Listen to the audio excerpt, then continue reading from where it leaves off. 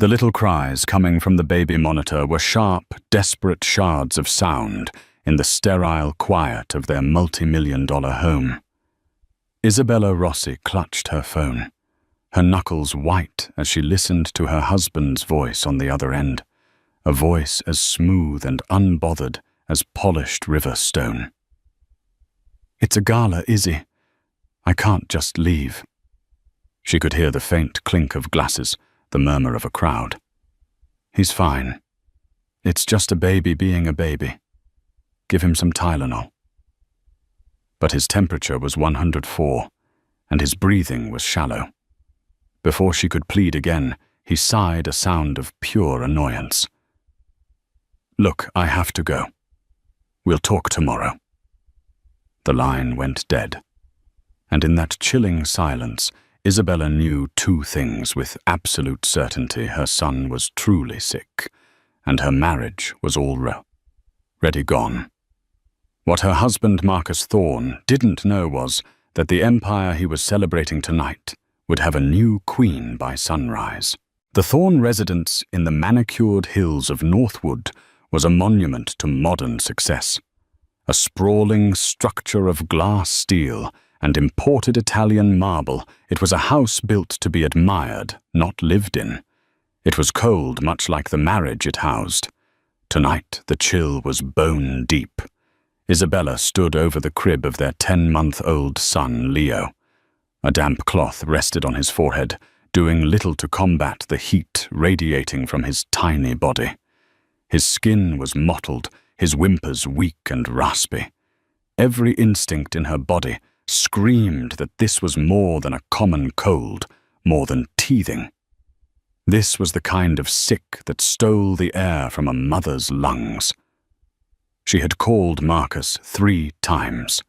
The first time he answered with an irritated whisper. "I'm in the middle of a speech, Isabella. Can this wait?"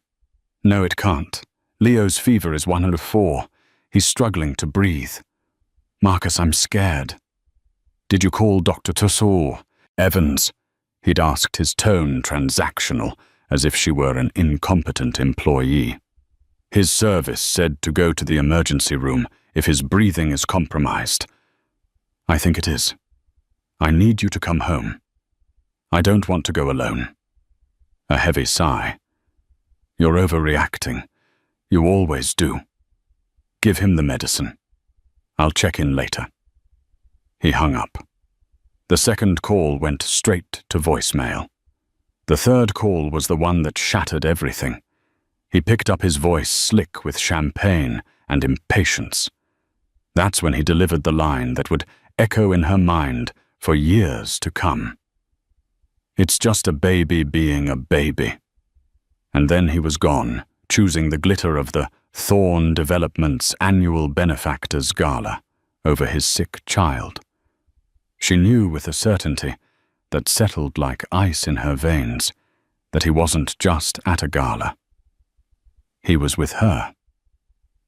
Sienna Vance, a junior marketing associate at his company, all of 24 years old, with ambition that shone brighter than her highlights. Isabella had seen the signs for months.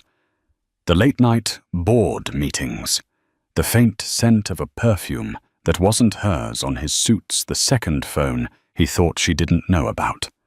She had tried to address it to salvage the life they had built. Each attempt was met with gaslighting and accusations of being a bored, hysterical housewife. He called her life of managing their estate, raising their son, and hosting his endless parade of business partners a vacation. He'd forgotten that she wasn't just a pretty face he'd married. He'd forgotten the woman she used to be before she became Mrs. Thorne. Isabella Rossi, the architect, the woman who had graduated top of her class from Columbia, the woman who had co-designed the very building where his company was first headquartered.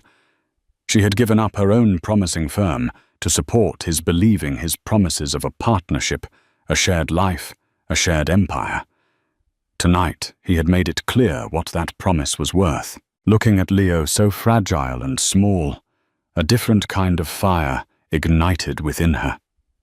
It wasn't the hot, messy flame of jealousy.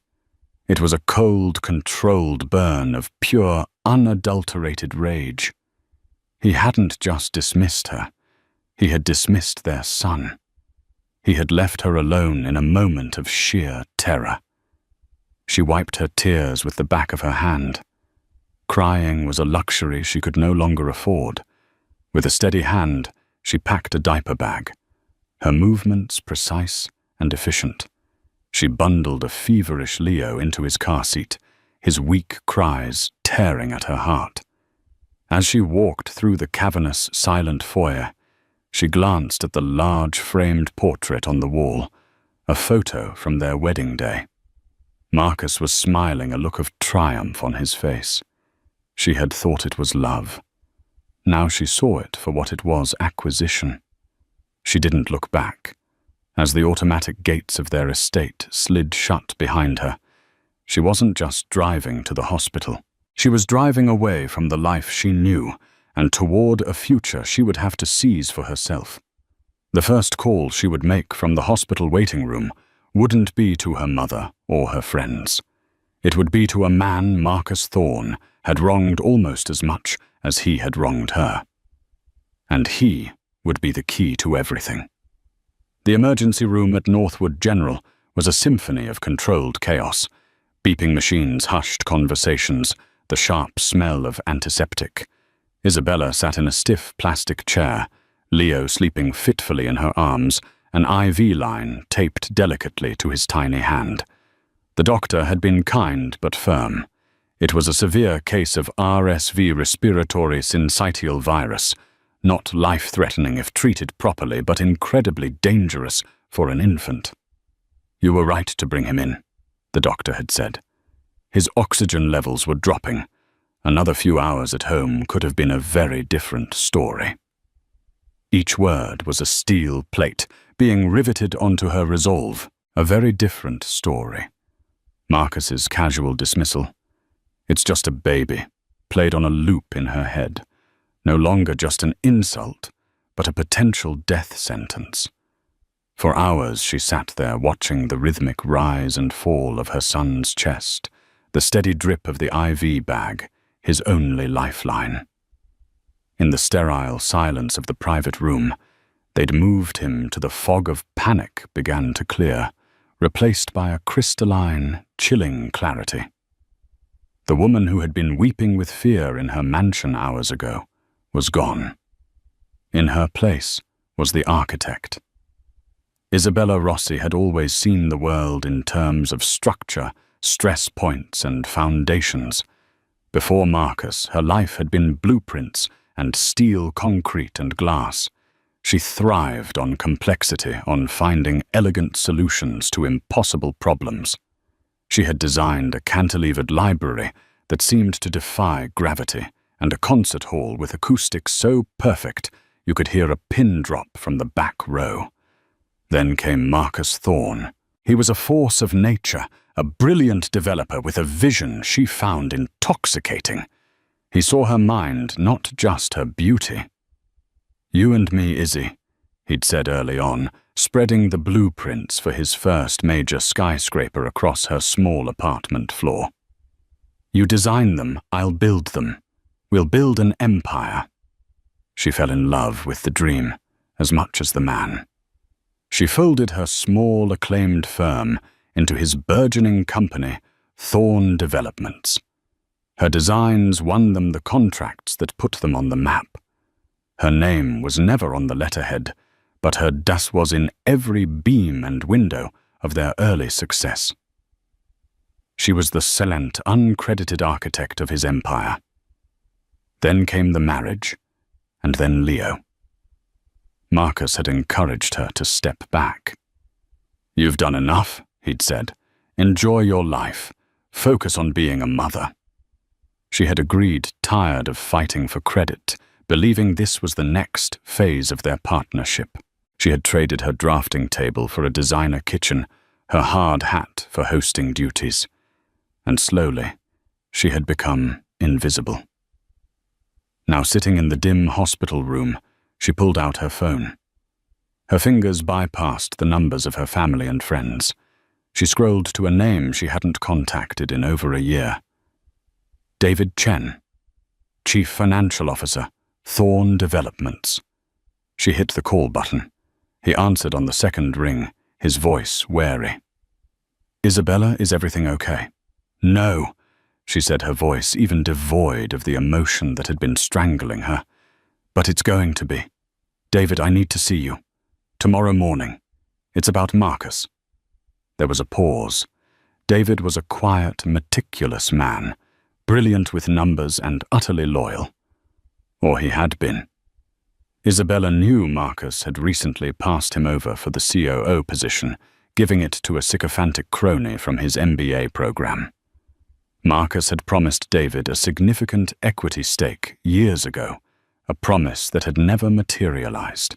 David knew where the bodies were buried, because he was the one who had been forced to dig the graves. What is it about? David asked, his caution palpable. It's about the foundation, Isabella said, the old architectural language coming back to her naturally. I've discovered a critical flaw in the company's structure, a flaw Marcus seems to have forgotten about, and I think you know exactly what I'm talking about. Another long silence. She could almost hear the gears turning in his head. He was connecting dots, remembering conversations, documents, and broken promises. The Parkside Tower financing, he said, finally his voice barely a whisper. A cold smile touched Isabella's lips for the first time that night. Exactly. My office. My old one, downtown. 8 a.m. Isabella, what are you planning? She looked at her sleeping son, his small face peaceful under the hospital lights. Her plan wasn't just about revenge anymore. It was about survival. It was about reclaiming the life that had been stolen from her and securing her son's future. I'm planning a hostile takeover, she said, and you're going to help me. The office was just as she'd left it 2 years ago, preserved under a layer of dust. Tightly rolled blueprints stood in a corner like ancient scrolls. Her architectural models, intricate and beautiful, were ghostly shapes under white dust cloths. She'd kept the lease on her small downtown studio, paying the rent out of a private account her father had left her. It was her one secret escape hatch, a place that was hers and hers alone. Marcus had called it her little hobby space, and forgotten it existed. At precisely 8:00 a.m., David Chen knocked on the door. He looked tired, his suit immaculate, but his eyes wary. He was a man who lived by the numbers, who found safety in spreadsheets and balance sheets. What Isabella was proposing was the antithesis of order. Coffee, she offered, gesturing to a French press on the small kitchenette counter. Thank you, he said, his gaze sweeping the room, taking in the evidence of a brilliant career, put on pause. I haven't been here since you designed the lobby for the Meridian building. A lot has changed since then, Isabella said, handing him a mug. Marcus is sleeping with Sienna Vance. He was with her last night while our son was on his way to the emergency room. David's expression didn't change, but a muscle tightened in his jaw. I'm sorry to hear that, Isabella. Truly. He wasn't surprised. He saw the expense reports for client dinners at 5-star hotels, the jewelry receipts coded as corporate gifts. I'm not looking for sympathy, David, she said, her tone all business. I'm looking for a partner. You know as well as I do that Thorn Developments is built on a foundation of my designs and your financial strategy. We were supposed to be the partners. Instead, we're the help. She let that hang in the air. David looked down into his coffee. She knew his story. He'd been with Marcus from the start, turning a shoestring budget into a $1 billion credit line. Marcus had dangled the promise of partnership for a decade. The COO promotion that went to someone else was the final stinging insult. What did you mean by a flaw in the structure? He asked, getting to the point. Isabella walked over to a locked, flat file cabinet. She spun the combination lock, pulled open a drawer, and retrieved a thick, leather-bound portfolio. She laid it on her drafting table. "The Parkside Tower," she said. "The project that made the company what it is today. Do you remember the financing, the final $30 million gap that no bank would touch?" "Of course," David said. "Marcus secured it with a private lender at the last minute. He never disclosed the source. It's always been a black box in the financials." "It wasn't a private lender," Isabella said, opening the portfolio. "It was me." She slid a document across the table. It was a private loan agreement. The lender was a trust fund established by her grandfather, and she was the sole trustee. The collateral for the loan wasn't just shares in the company. It was a complex series of clauses she had insisted upon, at the time, drafted by her own father's notoriously shrewd estate lawyer. "I put up my inheritance to save his dream," she explained. "Marcus was desperate. He would have signed anything." David's eyes widened as he read. The clauses were ironclad. They stipulated that if the acting CEO Marcus was found to be engaging in gross financial malfeasance, dereliction of fiduciary duty, or moral turpitude that could damage the company's reputation, the trustee Isabella had the right to immediately call the loan due. If the loan couldn't be repaid within 24 hours, which it couldn't control of the company's majority shares, which were pledged as the ultimate security, would transfer directly to her. "Moral turpitude," David breathed, looking up at her. "His affair, his abandoning you and his sick child." "That's the leverage," Isabella said. "But it's not the mechanism. We can't go to the board with that. It's messy subjective. We need something concrete, undeniable. We need financial malfeasance." She looked at him pointedly. "And that, David, is where you come in. I know he has you moving money. Shell Corporation's personal expenses disguised as business costs. The apartment he keeps for Sienna, the cars, the trips, it's all in there, isn't it? You have the records." David stood up and walked to the window, looking down at the city streets below. He was being asked to betray the man who had given him his career, a man he had once considered a friend. But that man was gone, replaced by an arrogant tyrant who demanded loyalty, but gave none in return. This wasn't just about helping Isabella. It was about justice for his own stolen decade. He's been using the Evergreen Construction subsidiary as a personal slush fund. David said, his back still to her. He funnels inflated invoices through it. I have copies of the real invoices and the doctored ones he submitted for the books. It's millions of dollars over the last 3 years alone. Enough to trigger a federal investigation. He turned back to face her, his eyes no longer wary but sharp with calculation. The cautious CFO was gone. In his place was a man who saw the numbers on the board and knew exactly how to play the game. "This is incredibly risky," he said. "If this fails, he'll destroy us both."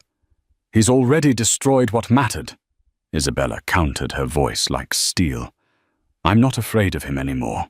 The question is, are you?" David looked from the damning documents on the table to the quiet, determined woman before him. He saw not a scorned wife, but a leader.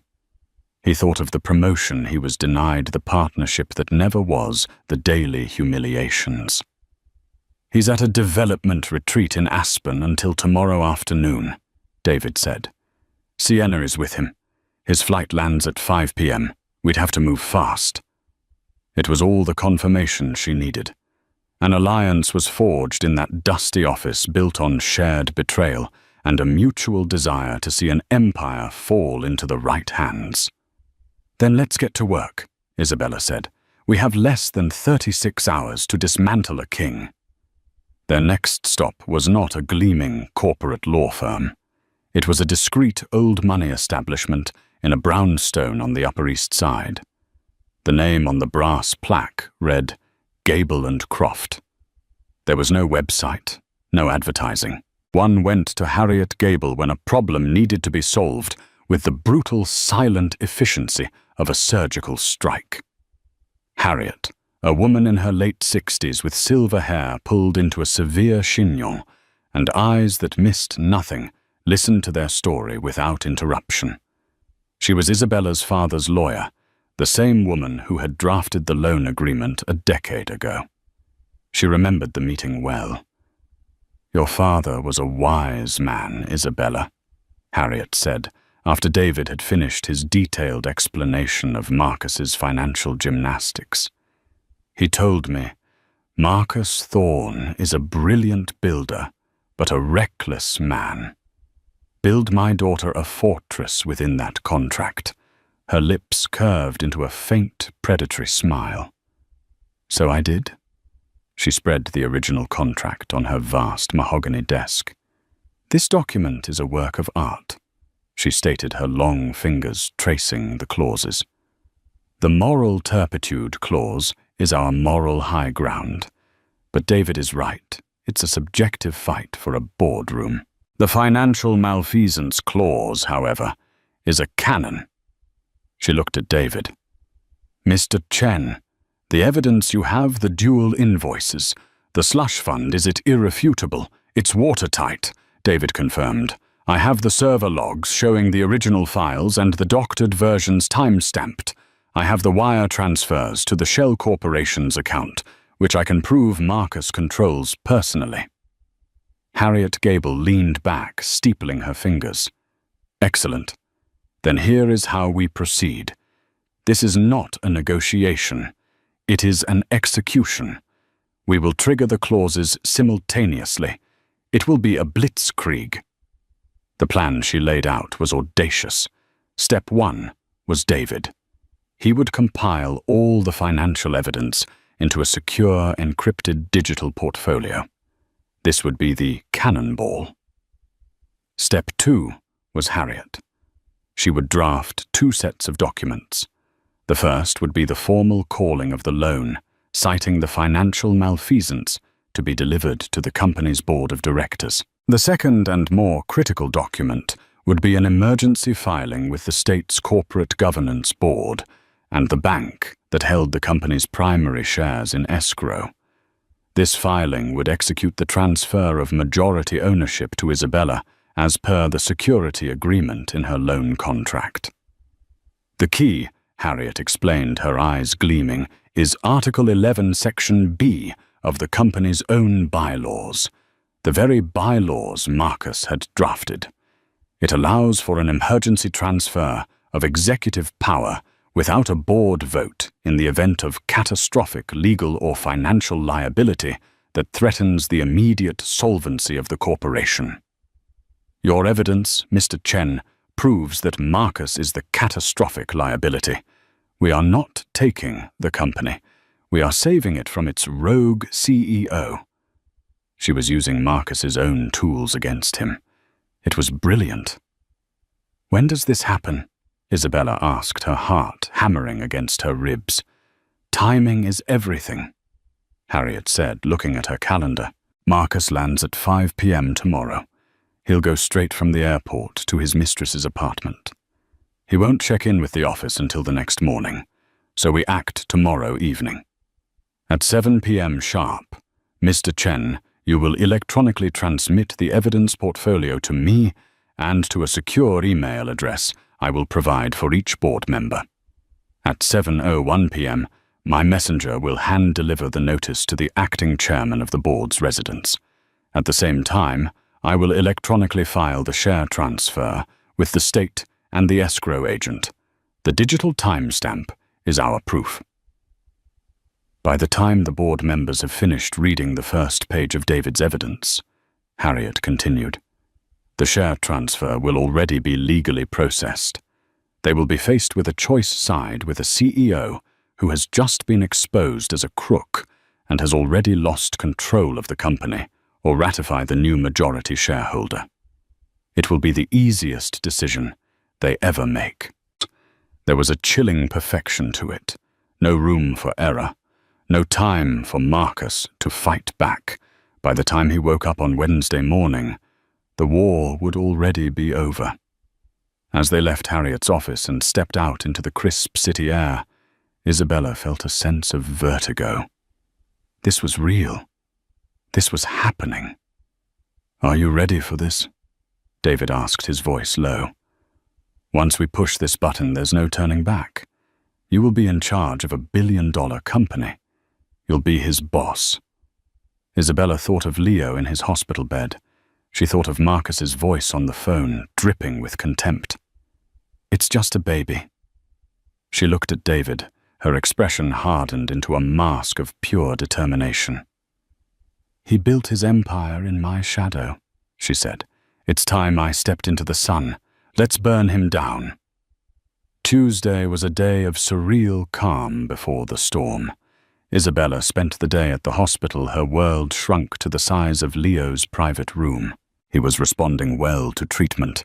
His fever had broken, and the rasp in his breathing was subsiding. Holding his small, warm body against hers, she felt a profound sense of purpose. This was for him. Every risky, terrifying step she was taking was to build a secure world for this little boy, a world free from the whims of a man like Marcus.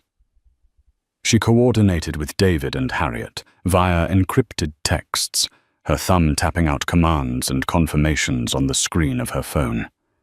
Architect, mother, and now general. Meanwhile, 1,800 miles away in Aspen, Marcus Thorne was living in a different reality. He was on the slopes with Sienna, the crisp mountain air a tonic for his ego.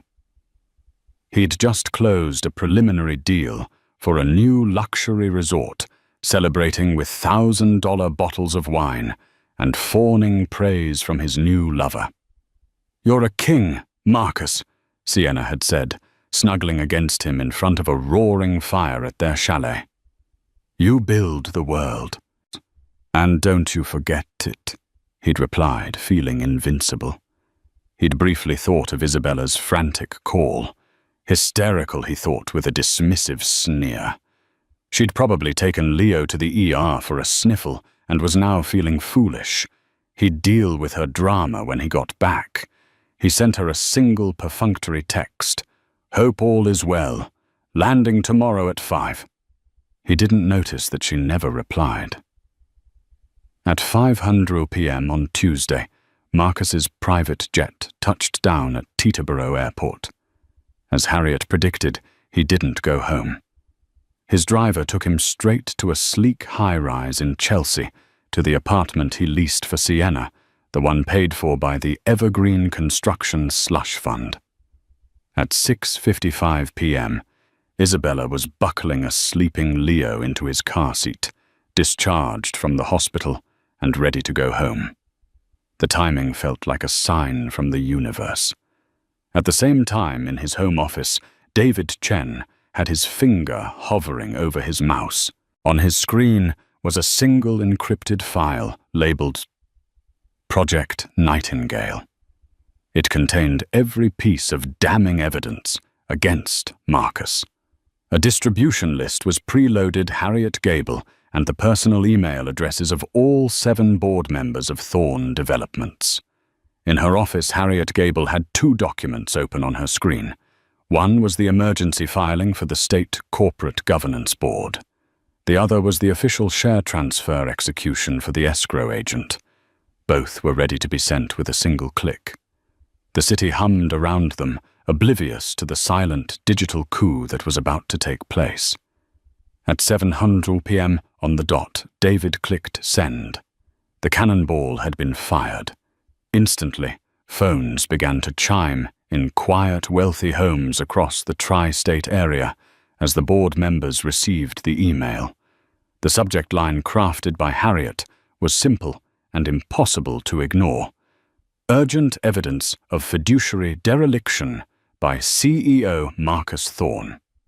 At 7, 2:01 p.m. Harriet clicked her own mouse twice. The filings were sent, the digital timestamps were recorded. The fortress Isabella's father had her build had been stormed, and its power was now hers. In Chelsea, Marcus was pouring 2 glasses of champagne. He was celebrating his deal, his life, his genius. He raised his glass to Sienna. To the future, he toasted, his voice booming with arrogance. And to getting whatever you want. Across town, Isabella walked into the cold, silent marble foyer of her house. It no longer felt like a cage. It felt like a headquarters. She laid a sleeping Leo in his crib, his breathing now deep and even. She stood there for a moment, listening to the sound of her son's healthy sleep. Then she walked to the Home Office, his office. It was a shrine to his ego, filled with awards and photos of him shaking hands with important people. She sat down in his large leather chair. It felt comfortable. It felt right. The board members, initially shocked, were now frantically reading David's report. The evidence was overwhelming, a tidal wave of fraud and deceit. There were copies of bank statements, fake invoices, and even a copy of the lease for the Chelsea apartment paid for by the company. As they were reeling, a second email from Harriet Gable arrived. Subject: notification of change in majority ownership of Thorn Developments. It was checkmate. There was nothing to debate. Siding with Marcus now would be corporate suicide. Within minutes, the first reply came from the chairman of the board, a stoic old guard businessman named Arthur Paddington. His message was brief and to the point. Acknowledged. The board will ratify the transfer and support you, Ms. Rossi, awaiting your instructions. Isabella read the email on Marcus's desktop computer. A slow, steady smile spread across her face. It wasn't a smile of glee or joy. It was the quiet, satisfied smile of an architect watching her most complex, most personal, most important design rise perfectly into place. The king was toasting his reign in a fool's paradise. He had no idea his kingdom had already fallen. Marcus Thorn woke to the unfamiliar sensation of cheap morning light. Not the carefully filtered automated glow of his Northwood mansion, but the raw, unfiltered glare of a New York City sunrise slicing through the floor-to-ceiling windows of Sienna's apartment. He had a dull headache, pounding in rhythm with the distant sound of a car horn, and his mouth tasted of stale champagne and regret not for his infidelity, but for indulging in a third bottle of Krug. "Morning, sleepyhead," Sienna murmured, stretching beside him. "Did the king have sweet dreams of his kingdom?" "Something like that," he grunted, swinging his legs out of bed. Power was his aphrodisiac, and last night's Aspen deal had left him feeling like a god. He reached for his phone, ready to begin his daily ritual of firing off commands and asserting his dominance over the empire he commanded. He tapped the icon for his corporate email. A small, sterile box popped up. "Access denied. Please contact your system administrator." He frowned, a flicker of annoyance. Damn IT department probably pushed a faulty security update. He tried again. Same result.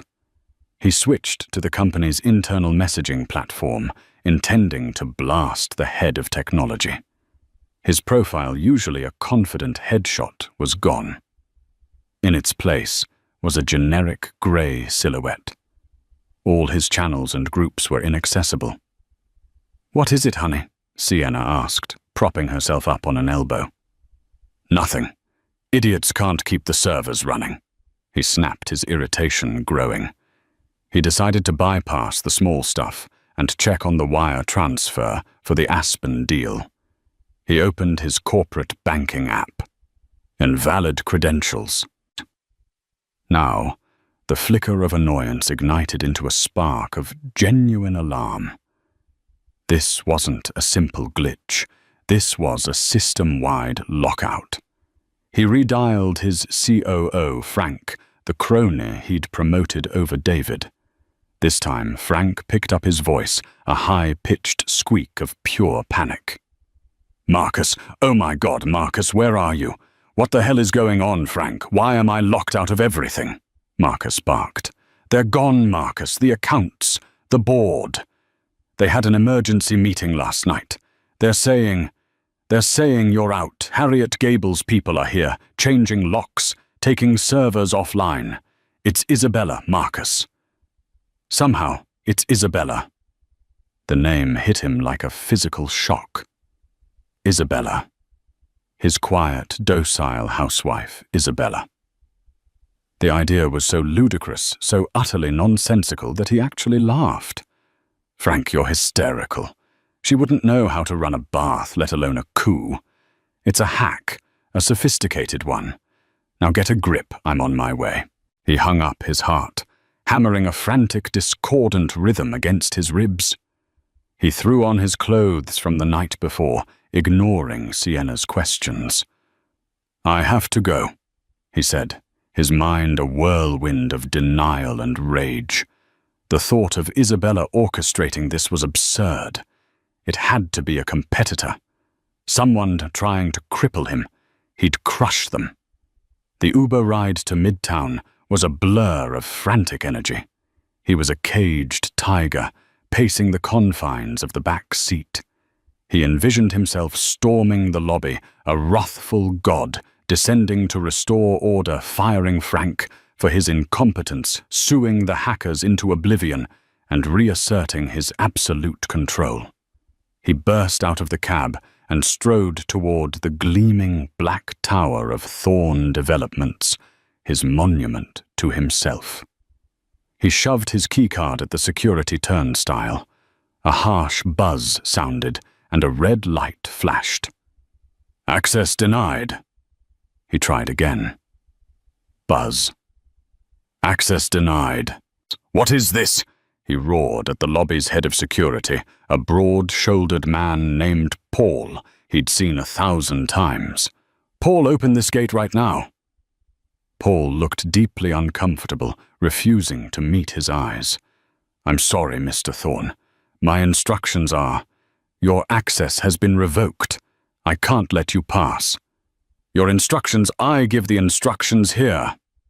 He bellowed, his voice echoing in the vast marble lobby.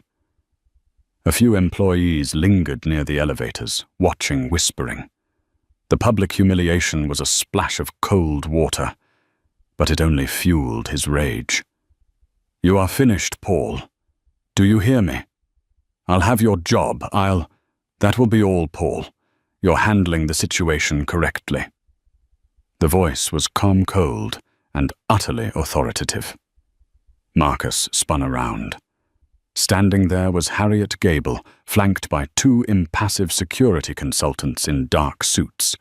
She held a thick navy-blue file folder. "Ms. Gable," he sneered, trying to regain some semblance of control. "To what do I owe the pleasure? Has my hysterical wife hired you to serve me divorce papers?" "She has," Harriet said without a flicker of emotion. "But that is the least of your concerns." She held out the folder. "This is for you. I suggest you read it before you embarrass yourself further."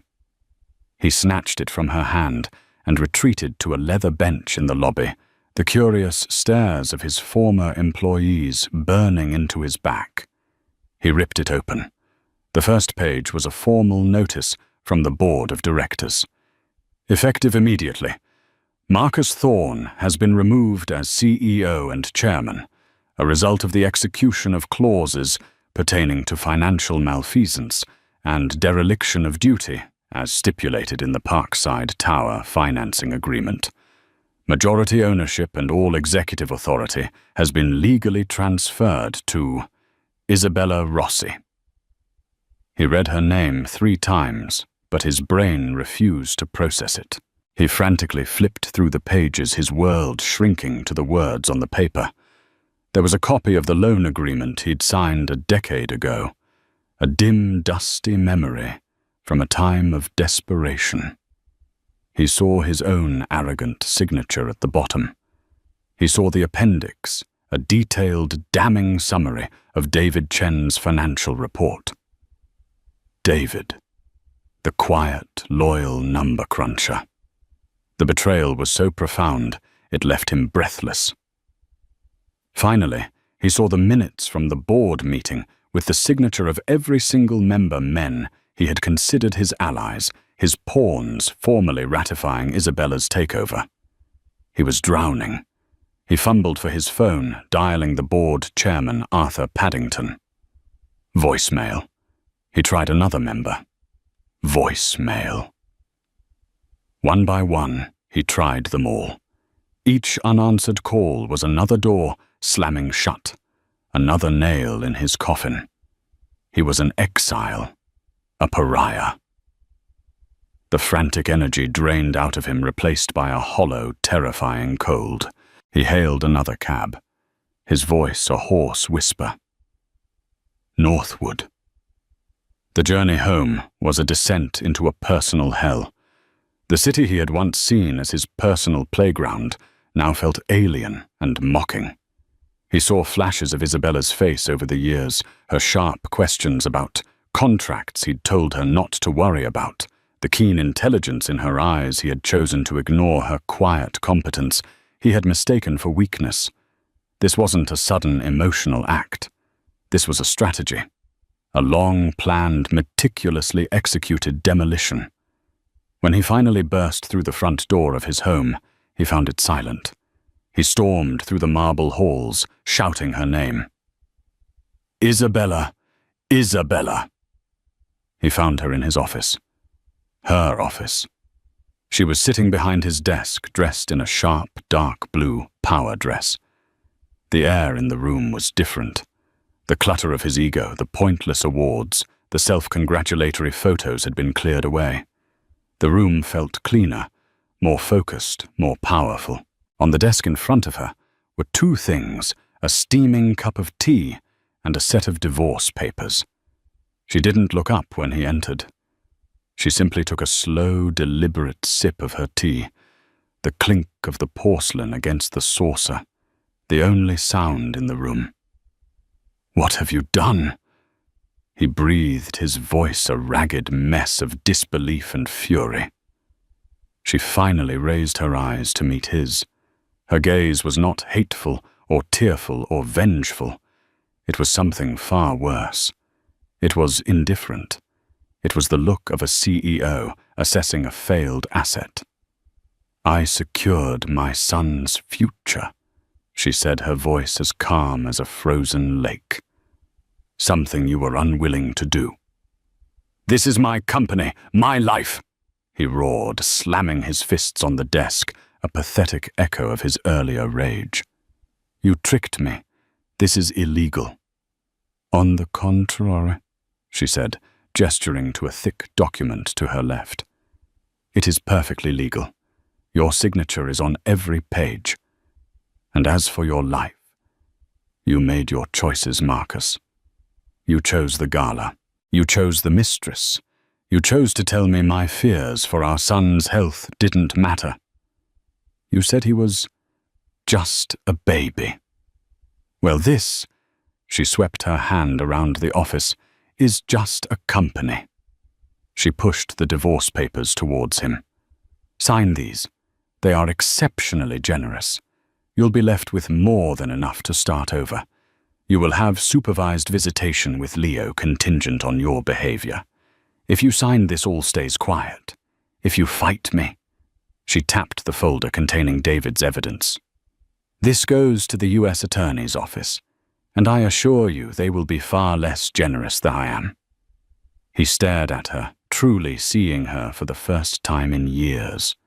The quiet, accommodating wife was gone. In her place was a queen, a titan, a woman made of iron and ice. The architect he had once admired and then foolishly tried to cage had just demolished his world and built her own on the rubble. And he finally truly understood. He had not been overthrown by an enemy. He had been overthrown by a consequence he himself had created. The confrontation in the office was not the swift execution Isabella had anticipated. It was the slow, agonizing dismantling of a man. Faced with the undeniable checkmate of the divorce papers and the threat of federal prosecution, Marcus's rage fractured, revealing the terrified hollow man beneath. He began to cycle through the only tactics he had left: manipulation and bluster. "You can't do this, Izzy," he started, his voice attempting a tone of reason that sounded utterly foreign. "You'll run the company into the ground. You're an architect, not a CEO. These deals, the investors, you don't understand that world." Isabella simply leaned back in her chair, the leather creaking softly. "I understand the foundation of this company better than anyone, Marcus. I understand that your Lakeside Elysian project is over-leveraged by 30%, and the environmental impact reports you buried are a class action lawsuit waiting to happen. I understand that the Singaporean Sovereign Fund is looking for sustainable investments, not reckless vanity projects. I understand it all perfectly." His jaw went slack. She knew. She hadn't just been a wife. She had been watching, listening, and learning. He switched tactics, trying to bargain. Okay, you've made your point. You're angry. I get it. I messed up. So let's make a deal. Don't cut me out completely. Let me stay on as a consultant, a silent partner. No one has to know, for the good of the company. The company needs a clean break from the toxicity and fraud you embedded in its culture, she replied, her voice cutting through his pleas. Your presence would be a liability. The deal is on the table, Marcus. It's the only one you're going to get. He finally resorted to his last, most despicable weapon. Their son. Think of Leo. What will this do to him? His parents at war, his father publicly ruined. You would do that to your own child out of spite? The last vestiges of warmth in Isabella's eyes turned to permafrost. She stood up, leaning her knuckles on the desk, her face a mask of cold fury. I am doing this for my child. You seem to have forgotten that you declared war when you left that same child struggling to breathe so you could drink champagne with your mistress. You ruined yourself, Marcus. I am just signing the paperwork. She slid the pen across the polished desk. It came to a stop directly in front of him. The finality of the gesture broke him. He stared at the pen, a simple instrument that now held the weight of his entire world. With a trembling hand, he picked it up. This pen had signed billion-dollar deals, scrawled arrogant notes in the margins of blueprints, and endorsed checks for lavish gifts for his lover. Now its only purpose was to sign his own surrender. His signature, usually a bold, confident, / was a shaky, almost illegible crawl across the signature line. He was signing away his marriage, his company, his name, his very identity. He dropped the pen as if it had burned him. He looked up. His eyes hollowed out, searching her face for any flicker of the woman he had married. He found none. Are you happy now? He whispered the question, pathetic. Happiness is not the goal. Isabella replied, her voice steady as stone as she collected the signed papers. Security is. Freedom is. My son and I are now secure, and I am finally free. You should go, Marcus. A new security team will be here in an hour to change the locks. He stumbled out of the office, a man erased. As the heavy front door clicked shut behind him, Isabella stood alone in the silence. There was no surge of triumphant laughter. There was only the slow, deep exhale of a breath she felt like she had been holding for 10 years. The immense weight of her new reality settled onto her shoulders, but it did not feel like a burden. It felt like a mantle of power. She walked over to the window and looked out at the city. Then she picked up the phone and made her first official call as CEO. "David," she said, her voice clear and firm. "It's done. I'll see you at 7 a.m. We have work to do." The following days were a masterclass in controlled transition. Isabella's first all-hands meeting was held in the company's main auditorium. As she walked onto the stage, a wave of whispers and murmurs rippled through the anxious crowd. They saw the woman from the society pages, the CEO's beautiful wife. They were expecting a tearful, vengeful speech or an incompetent figurehead. They were wrong. Dressed in a simple but impeccably tailored charcoal grey dress, she radiated an aura of quiet, unshakable authority. "Good morning," she began. "My name is Isabella Rossi. Before I was a wife or a mother, I was an architect. My designs for the Parkside Tower and the Meridian building are the cornerstones of this company's initial success. I am not here to replace Marcus Thorne. I am here to reclaim the original vision of this company, one of innovation, quality, and integrity." She was direct and decisive. She announced that the over-leveraged Lakeside Elysian project was suspended indefinitely and that resources would be redirected to a green building initiative that Marcus had laughed out of the boardroom a year prior. She announced David Chen's promotion to COO to a smattering of genuine applause from those who knew his value. She answered questions from the floor with a depth of knowledge that stunned the skeptics. She wasn't just a new boss. She was a leader. In the weeks that followed, a new culture bloomed in the halls of the company, which was quickly rebranded from Thorne Developments to Rossi Build. The fear-based sycophancy that Marcus had fostered was replaced by collaboration and respect.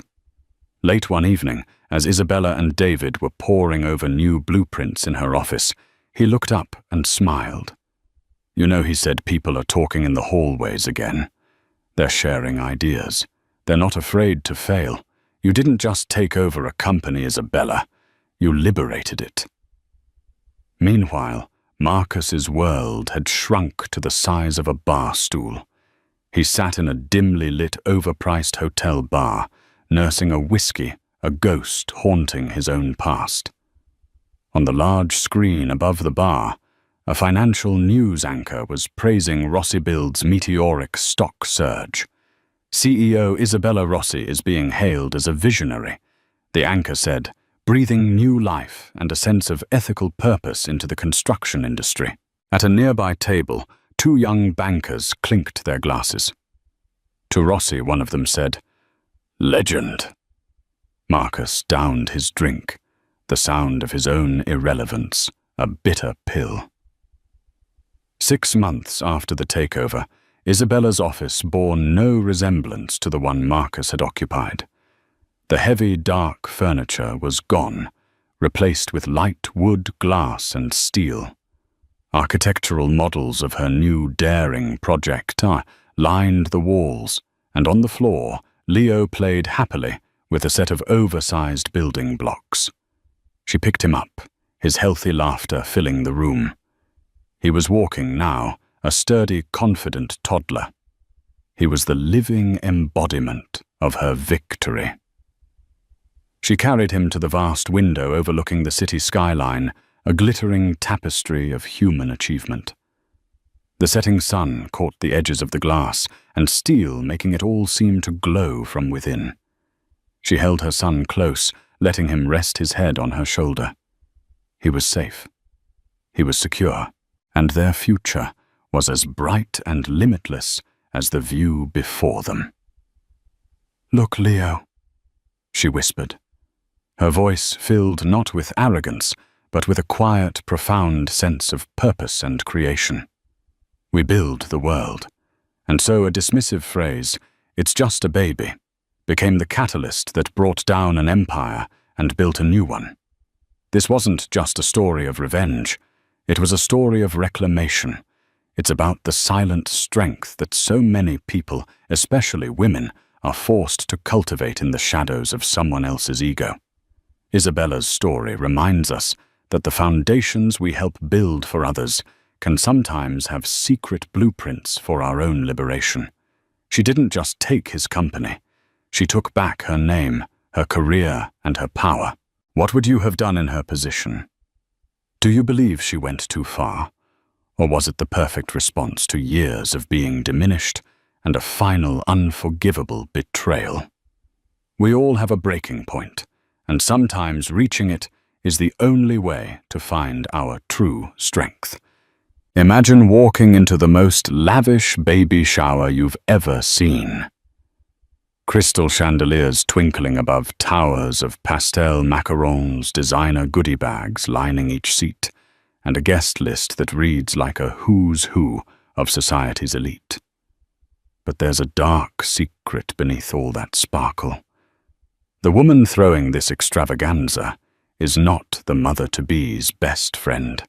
She's the millionaire's mistress, and the mother-to-be. She's out of the picture, or so everyone thinks, until suddenly the doors swing open. In strides the real pregnant wife, clutching a marriage license that's about to unravel every lie in this glitzy room. Welcome to the scandal. Damien Blackwell wasn't born into wealth. He fought for it, with the kind of ruthless ambition that made him as feared as he was admired. Standing at 6'2", with carefully styled jet black hair, Damien possessed an intensity that could either captivate or intimidate, depending on which side of his generosity you landed on. By age 35, he had turned a small real estate venture into a sprawling empire. His name was whispered at exclusive charity balls, and he was recognized by moguls in the business world. Tabloid columns loved to label him a self-made millionaire with a heart of stone, yet society columns fawned over him as the unstoppable visionary on the rise. Despite the rumors swirling around him, people craved his presence. They invited him to their galas and philanthropic events, hoping a portion of his Midas touch might rub off. He'd appear in the company of A-list celebrities. Oprah Winfrey once interviewed him on a short segment, calling him the real deal, and he'd been spotted at a fundraiser sitting next to Bill Gates discussing global real estate strategies. His was a name that opened doors, sealed deals, and turned heads. But behind the veneer of polished success lay a tangled personal life. Damien was married, though not everyone in his social circle knew it. And he also had a mistress, a younger woman named Charmaine Delgado, who was cunning enough to stand by his side when it mattered, and discreet enough to remain in the shadows until she chose not to. It all began one deceptively quiet morning in their New York penthouse. Damien sipping his black coffee, looking over spreadsheets of property acquisitions. Charmaine flipping through a luxury magazine, her eyes lingering on an article about extravagant parties. A dazzling idea began to form in her mind that would soon lead to chaos. The quiet secret of Damien's life was his marriage to Elizabeth Redwood. At 28, Elizabeth exuded a calm, regal grace. She had grown up in a well-respected family in Boston. Her father, Jonathan Redwood, was a high-powered attorney, and her mother, Catherine Redwood, was a socialite renowned for her philanthropic work. Unlike Damien, Elizabeth had come from money, but she carried her privilege with humility. She taught underprivileged children art in a non-profit school. The marriage was low-key. Elizabeth had never been much for public fanfare, and Damien was all too willing to keep his personal life private to protect his empire from scrutiny. Over the years, they had cultivated an image of a silent, behind-the-scenes couple, rarely photographed together, rarely attending events hand in hand. Some thought they were just close business partners. Others assumed they had parted ways. Only a few intimates knew the truth. But Elizabeth was pregnant, something she had confided only in her close friend, Bella Thompson. They were planning to tell the world in their own time, but the pregnancy was a delicate matter. She had suffered 2 miscarriages in the past, and the heartbreak made her cautious. So Elizabeth kept a low profile, preferring to rest in the couple's Connecticut estate, rather than remain in the hustle and bustle of the city. Damien's visits to Connecticut had grown infrequent. The demands of his business took him overseas, so he said. Elizabeth trusted him mostly. She had chosen to focus on her health, certain that once the baby arrived, their marriage would find renewed purpose. What she didn't know was that Damien wasn't merely away on business. He was in Manhattan often with Charmaine Delgado on his arm. And Charmaine was hatching a plan that would rattle the foundations of everything Elizabeth believed about her marriage. Charmaine Delgado was a woman who knew how to make an entrance. With chestnut brown hair styled in sleek waves, impeccable designer outfits, and a fierce determination in her hazel eyes, she had carved out a place for herself in high society, albeit on the margins of respectability.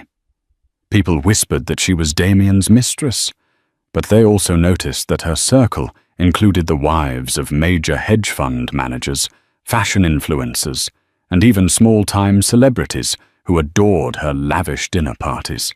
She wasn't satisfied with being a well-kept secret.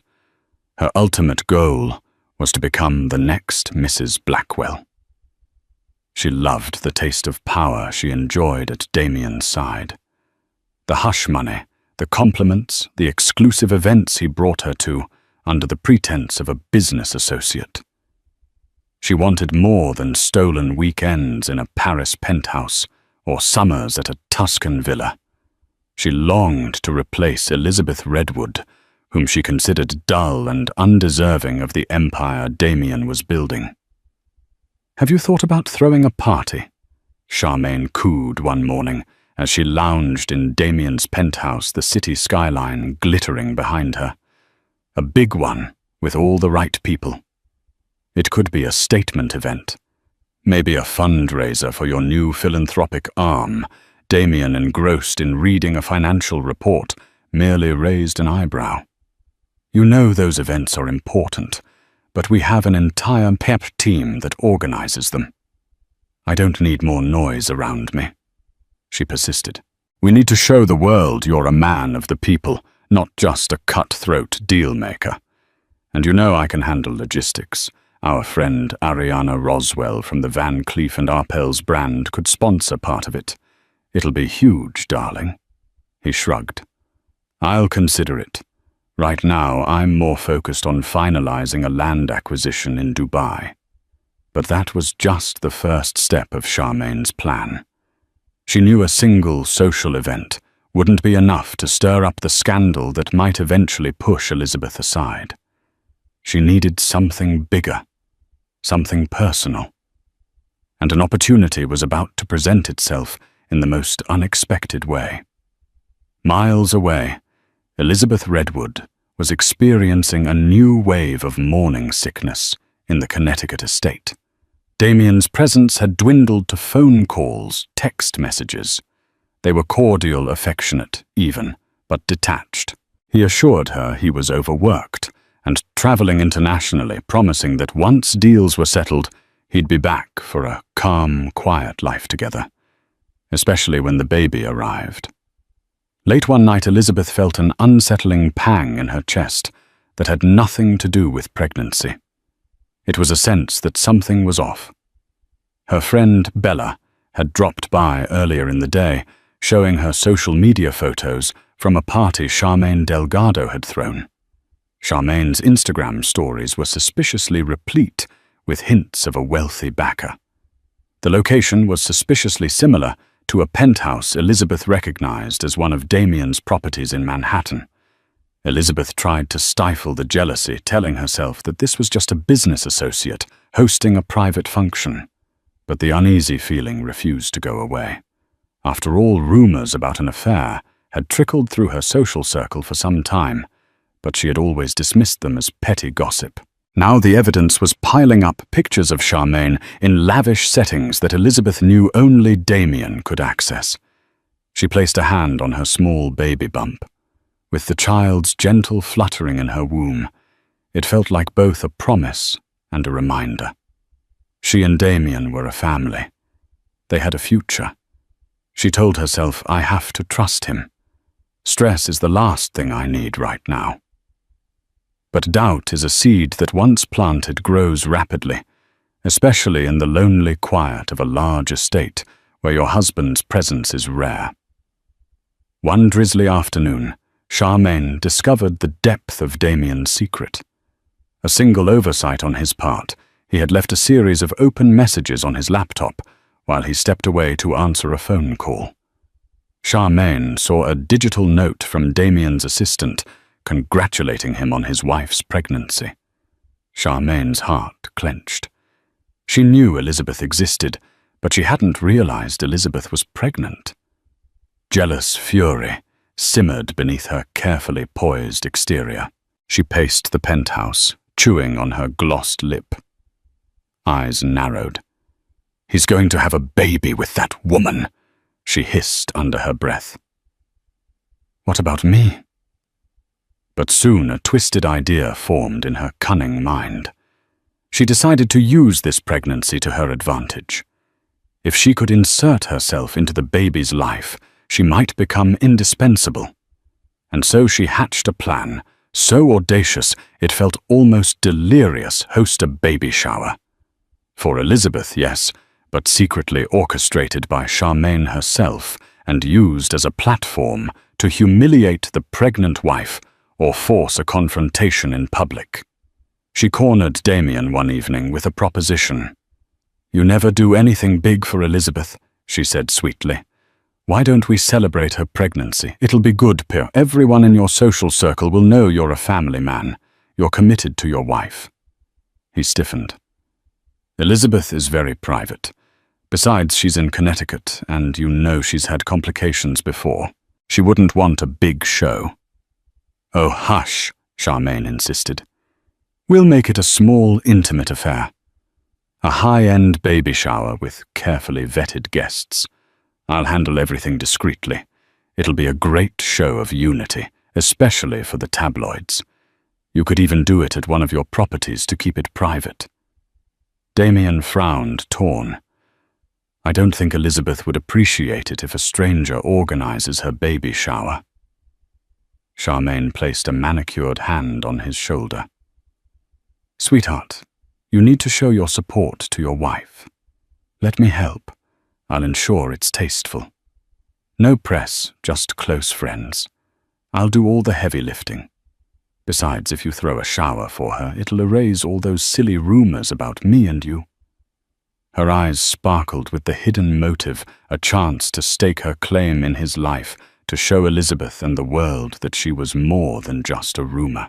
Damien was reluctant, but eventually conceded, thinking it might indeed quell whispers of scandal if there appeared to be a friendly relationship between the two women. Charmaine couldn't help but smirk when he agreed. She quickly sent out invitations, making sure to invite only select members of high society and a few of Elizabeth's acquaintances.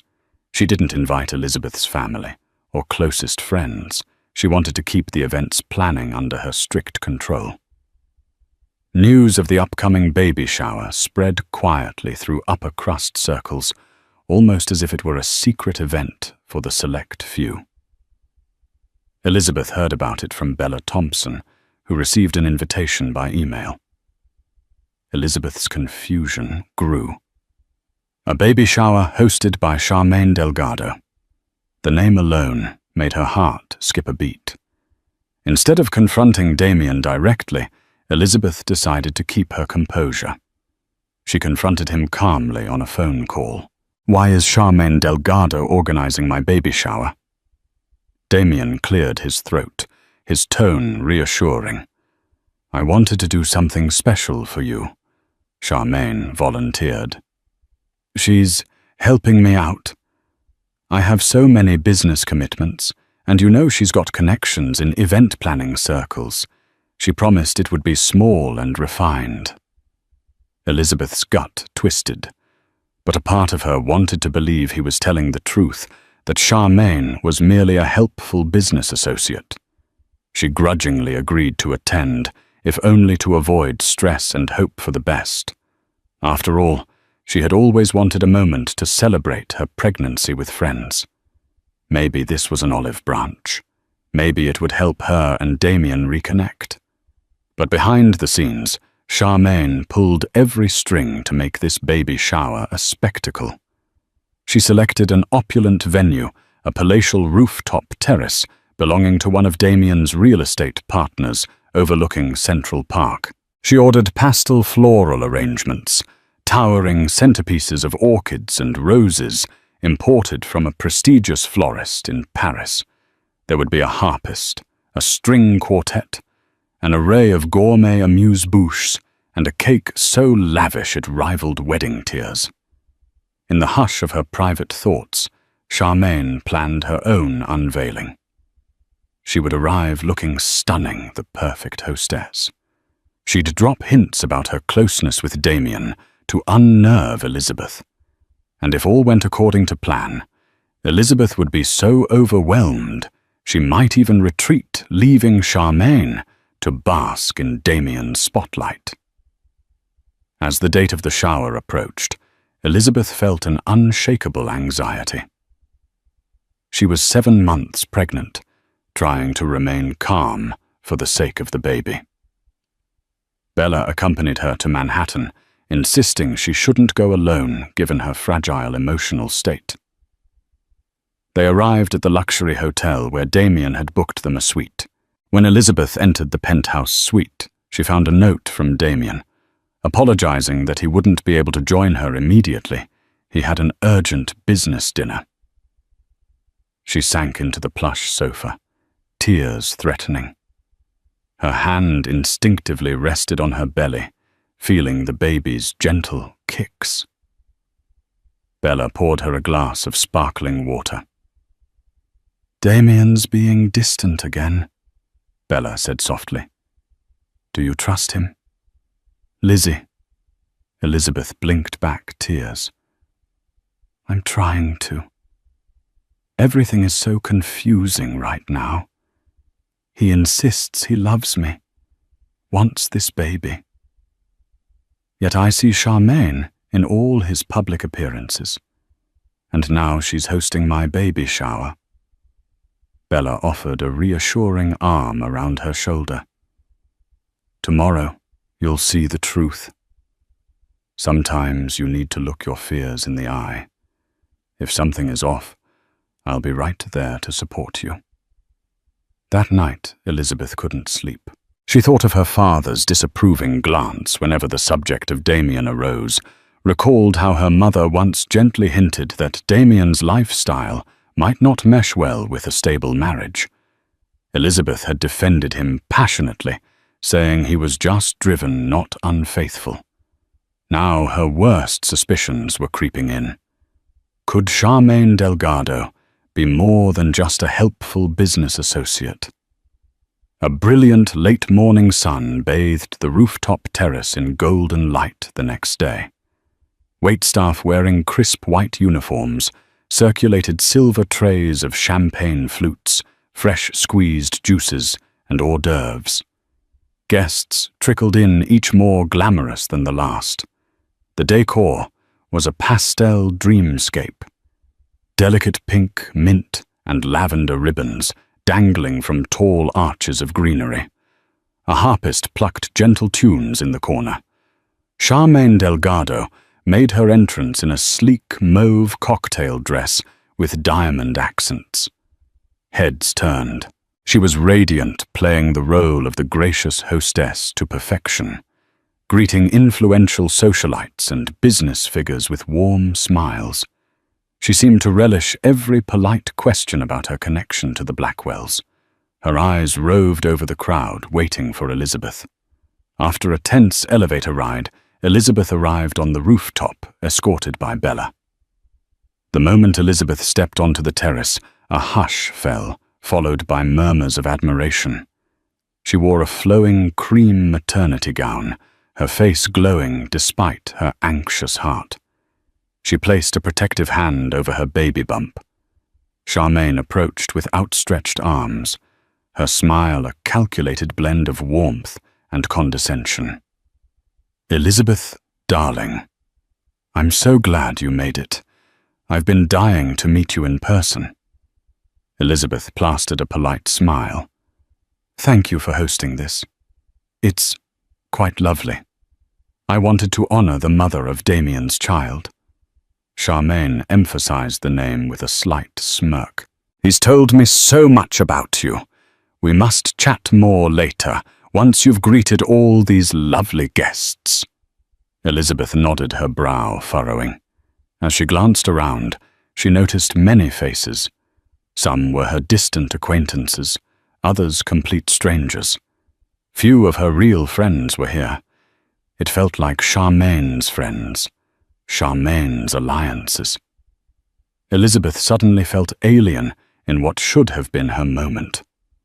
Across the terrace, a small group of women huddled together, whispering and glancing at Elizabeth. She felt the sting of their judgment. Rumors about Charmaine's relationship with Damien had clearly reached these circles, and many were watching to see how Elizabeth would react. Damien himself was noticeably absent. An hour into the festivities, Elizabeth tried to make the best of it.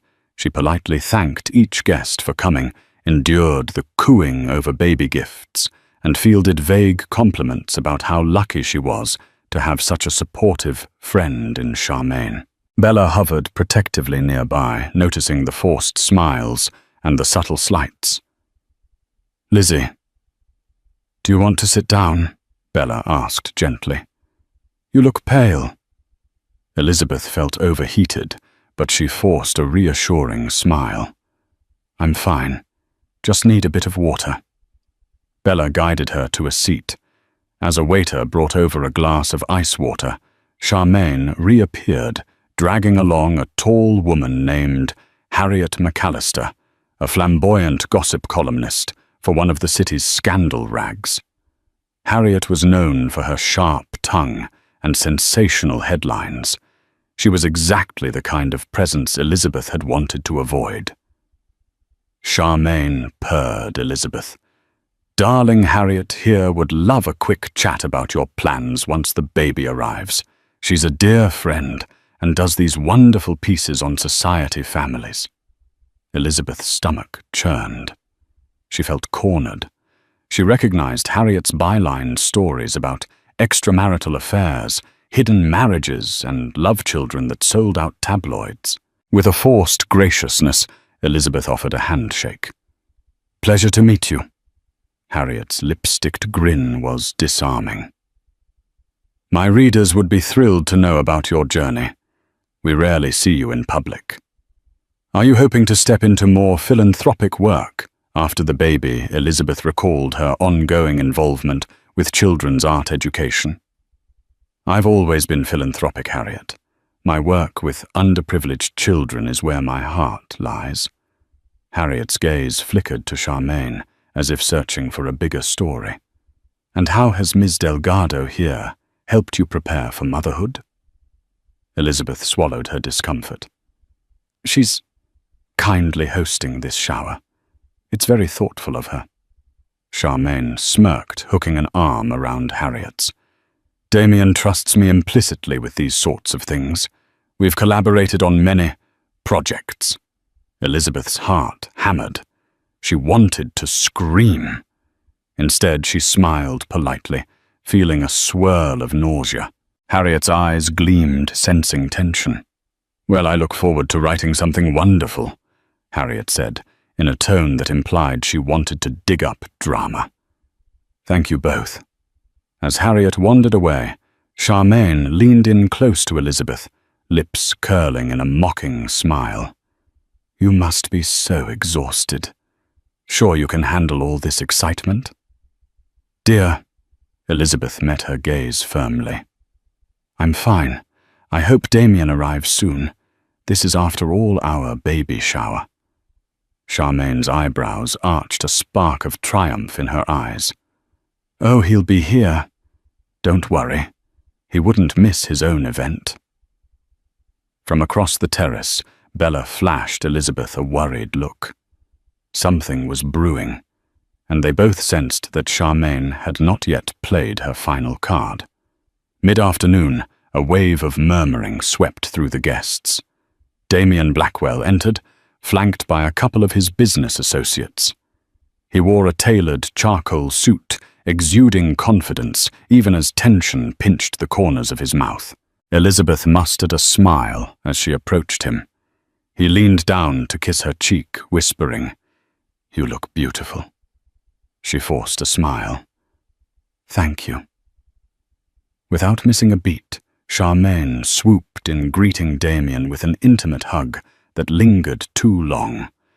Elizabeth's jaw tightened. Some guests averted their eyes uncomfortably. Others watched eagerly for signs of drama. Damien cleared his throat. "Charmaine, you've outdone yourself. This is spectacular." She beamed. "Only the best for your wife." Her lips curved at the word, as though it were a faint insult. "Now, dear guests," Charmaine said, raising her voice to gather attention. "May I have everyone's attention for a moment? We have a very special surprise planned for Elizabeth and Damien." Two waiters wheeled out a multi-tiered cake adorned with sugar roses and a shining gold bee for baby Blackwell. Gasps of admiration rose among the guests.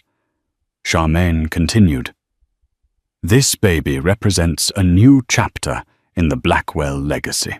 We all know Damien is a man of ambition and power, but behind every great man is a great woman. Or so they say. Elizabeth, you're carrying his pride and joy, his future heir." Elizabeth swallowed, bracing for the spotlight. She felt a wave of relief that at least in this moment, Charmaine's speech sounded oddly supportive. But then Charmaine's gaze flicked to Harriet McAllister in the crowd. Sometimes, Charmaine said, "The greatest test of love is how we handle adversity." And I think we all need to raise a toast to that. Because it's not just about the baby. It's about forging a future that might change the face of the Blackwell Empire forever. A hush fell as glasses were lifted. Elizabeth felt something ominous in Charmaine's words. Damien's expression was inscrutable, yet a slight twitch in his jaw betrayed tension. "Cheers!" Charmaine declared, her eyes flashing with triumphant challenge. Glasses clinked, but no one seemed entirely at ease. It was as though the moment was waiting for something to drop like the hush before a devastating storm. The cake was sliced. The harpist played softly, and guests milled about in the golden glow of early evening. Bella pulled Elizabeth aside gently, pressing a crisp document into her hand. "Lizzie, this came by courier for you at the hotel front desk. It's from your father." Puzzled, Elizabeth unfolded the paper. Her eyes scanned over a statement from her father's attorney, referencing property transactions tied to Damien and Charmaine Delgado, purchased under a shell corporation. Elizabeth's heart stuttered. So it was true he was financially supporting Charmaine in more ways than a simple fling. There was mention of a property in Paris, high-end jewelry acquisitions, and hush-money payments disguised as consulting fees. Tears pricked Elizabeth's eyes. Her father had, in his own cautious way, tried to protect her.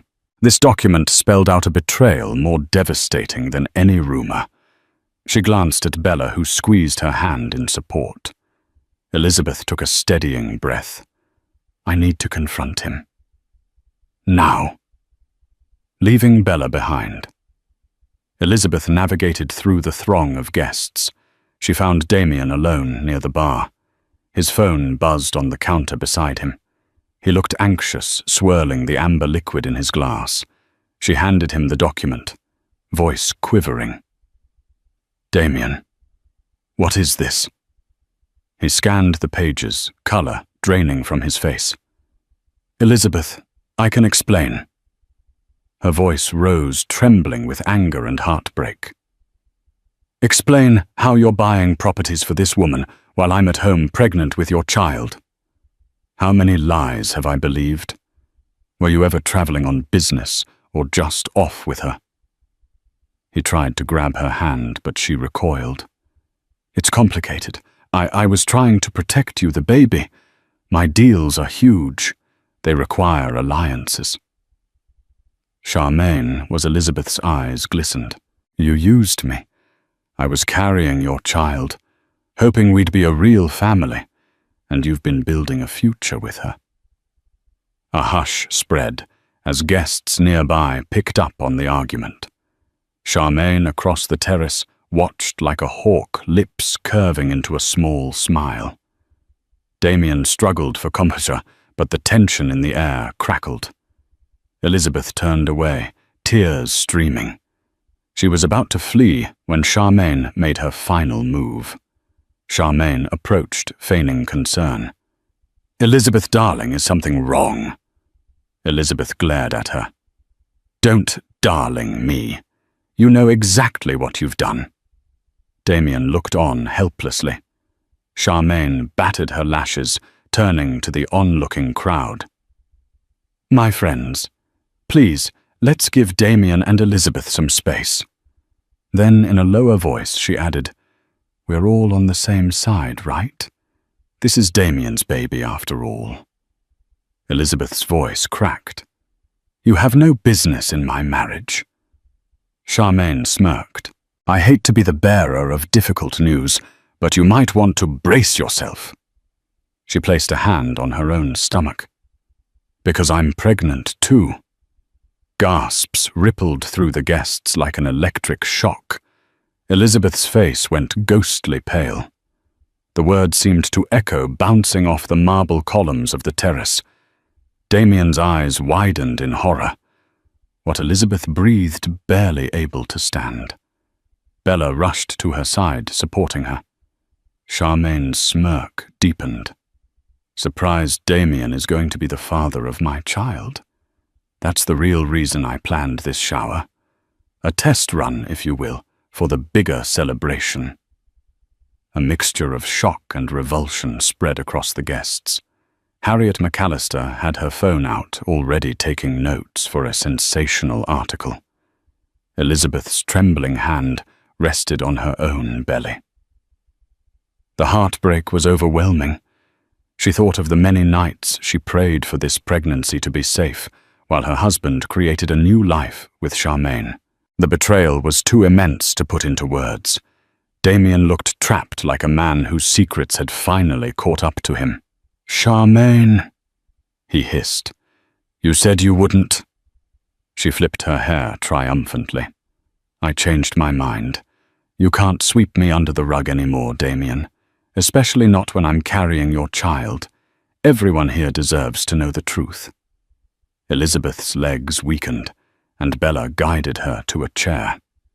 The crescendo of scandalous whispers rose around them. For a moment, Elizabeth's world spun. Quietly, deliberately, Elizabeth stood again. She locked eyes with Charmaine, then glared at Damien. Her anger surged, adrenaline fueling her. She reached into her small clutch and pulled out a document, her official marriage license to Damien, along with a copy of their wedding certificate, sealed and signed by the state of Massachusetts. She raised her voice with as much composure as she could muster. "You think you can come into my baby shower, my life, and pretend you have some rightful claim to my husband? Let me make something clear to everyone. Here I am, Mrs. Elizabeth Redwood Blackwell, and that is not changing unless I say so." She held the documents up for the onlookers to see. "This is our marriage license. and we are legally married. This scandal you're trying to create will not erase that fact." Charmaine's composure wavered for a second, but she quickly regained her smugness. "Legally married or not, I'm carrying his child. That's a bond you can't break." Elizabeth's tears were gone, replaced by anger and the fierce protectiveness of a mother. "Get out of my face!" Damien tried to step between them. "Both of you calm down. This is not the place for..." Elizabeth turned on him with fury in her eyes. "Not the place, Damien. You let your mistress plan my baby shower. You humiliated me in front of all these people. You might have impregnated her too, and you have the audacity to say this is not the place." He reached for her hand, but she pulled away. The tension in the air was suffocating. Harriet, phone in hand, was practically salivating at the unfolding drama. The hush gave way to frantic whispers. Some guests discreetly slipped away, wanting no part in the public meltdown.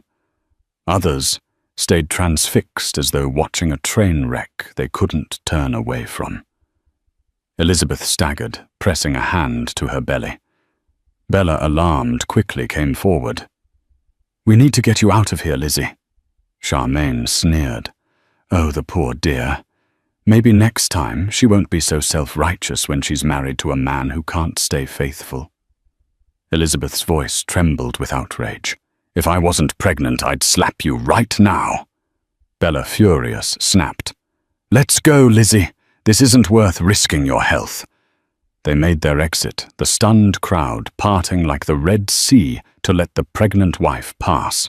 Charmaine's lips formed a triumphant smirk, as though she had won something. But in truth, she had just ignited a scandal that would haunt all three of them. Damien hesitated a moment, torn between chasing Elizabeth and dealing with Charmaine. Ultimately, he rushed after his wife, leaving Charmaine in the middle of the shell-shocked guests. Harriet McAllister wasted no time snapping a covert photo of Charmaine's smug face. Later that evening, social media was ablaze with rumors of the fiasco. Several guests posted cryptic updates.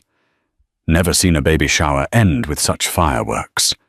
Harriet McAllister teased a big expose fueling interest in every corner of Manhattan high society. Back in the penthouse hotel suite, Elizabeth was inconsolable. She had locked herself in the bedroom while Bella tried to calm her down, urging her to rest, to think of the baby. When Damien arrived, Bella blocked his entrance. "Lizzie doesn't want to see you right now." Damien spoke in a low, urgent voice. "I need to explain." "Please, Bella." Bella's eyes flashed with protective fury. "Explain how you lied to her for months. How you not only cheated on her, but let your mistress host her baby shower." "Just go, Damien. You've done enough." The door cracked open. Elizabeth's voice, weak from crying, emerged. "Let him in, Bella. I need to hear what he has to say." Reluctantly, Bella stepped aside. Damien entered and found Elizabeth sitting on the edge of the bed. Her eyes read a box of tissues at her side. "Lizzie," he began softly.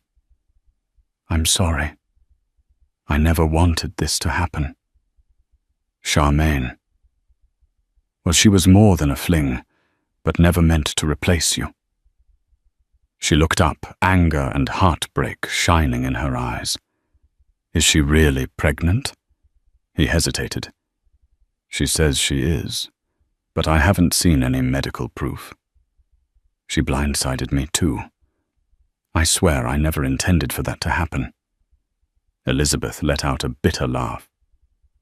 "So it's a possibility.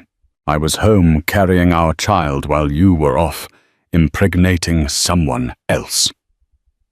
He sank to his knees beside her. "There's no excuse. The truth is I got caught up. I was lonely traveling, dealing with pressure. We drifted apart, and Charmaine was available. I'm sorry." Tears streaked her face. Lonely, I was lonely too. I lost 2 babies before this one. Remember, I needed you, Damien. His voice cracked. I know, Lizzie. I failed you, and I'll spend the rest of my life making it right if you let me. She stared at him, an ocean of hurt welling in her eyes. Right now, I need space. I need to protect my baby. I don't know if I can ever trust you again. Bella re-entered, guiding Elizabeth into the next room. She needs rest, Damien. You should go. Damien stood, realizing the gravity of what he might lose. Lizzie, I love you. I love our child. I promise, whatever it takes. His voice trailed off. Elizabeth turned away, tears dripping from her chin. Just leave. While Elizabeth tried to recover from the emotional blow, Charmaine reveled in the aftermath. She sat in her own luxury apartment, scanning gossip websites. They'd already begun posting sensational headlines. Millionaire, real estate, mogul faces baby shower scandal, 2 women. 1 baby or 2. She sipped champagne. Smiling at the tabloid photos, one showed Elizabeth, tear-streaked, holding the marriage license aloft. Another captured Charmaine's triumphant smirk.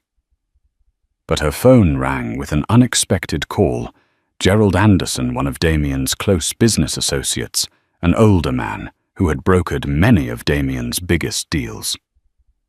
Charmaine answered playfully, Gerald, darling. Calling to congratulate me. Gerald's tone was ice. You've made a spectacle of yourself and Damien. This fiasco is dangerous for the company. The board is worried about negative press. Damien's deals in Asia are already wavering. Investors don't like scandal. Charmaine rolled her eyes. Tell them to relax. All publicity is good publicity. People will forget in a week. Gerald's voice hardened. Not this time. Your stunts might cost billions. Damien's name is on the line, and so is yours if you keep pushing this. I'd advise you to disappear quietly or face legal consequences. Charmaine bristled. Legal consequences for carrying his child. Don't be absurd. I have my own resources. Damien won't let anything happen to me or the baby. Gerald's laugh was humorless. You're naive if you think he'll jeopardize his empire for you.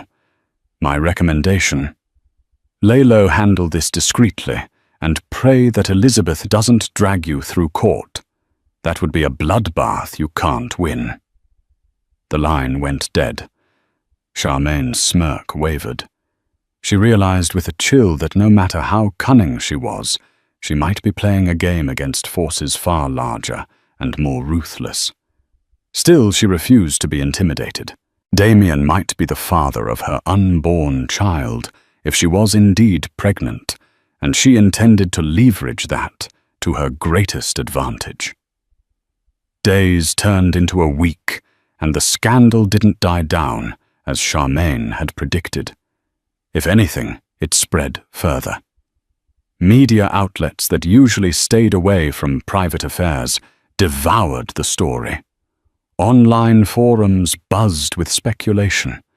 Damien's reputation took a hit, and so did the share price of some of his companies. In Connecticut, Elizabeth tried to find solace. She spent hours in her art studio painting her emotions, swirls of dark blues and fiery oranges depicting her turmoil. Bella stayed with her, ensuring she ate and rested. Late one afternoon, her father, Jonathan Redwood, arrived. He was a tall, stern man who rarely showed emotion. When Elizabeth saw him step into her living room, she burst into tears.